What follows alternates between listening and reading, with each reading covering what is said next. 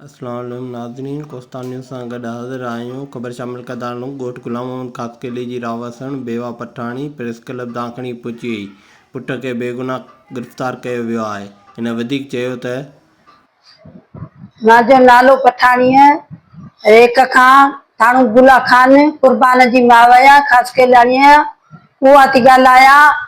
मल्क साहब असांजो असद खान उन जे बारे असां लाइ कुझु न सोचाईं। हेठियां माण्हू असांजे छो असांजे मुंहिंजे पुट सां बेगुनाही करे मुंहिंजे पुट कुटियाऊं ज़ोरातो आज़म बारी जो उन जे तां गाॾी सोपारी चइना मिशन पाणी वारी उहा खणी रवानी छे छो जी मालिकी नथो करे आज़म छे जो नथो धणी छे खणाया सामान पार बाक़ी मनशात मांजे पुट को न हुई मन शायद असांजे मलकवासी मलक चरिया खणो खणो वोट ॾियूं त बि असां लाइ मलक अञा कुझु बि न सोचो छो न सोचाईं। थाणू गुला खान रेक पठाणी कासकेलाणी कुर्बान कासकेली उन जी आऊं माउ आहियां। उन मुंहिंजे ते त कुझु हक़ हिसाब त मूंखे वठी ॾियो छो कोन मूंखे वठी ॾिनो आहे। मलक असद ॾे अपील थी पई करी मलक असद जी आऊं असां आहियूं जेको वोट खणियो चरिया खरिया ॾियूं छो असांजी मालिकी नथो करे मसां इंसाफ़ छो नथो करे।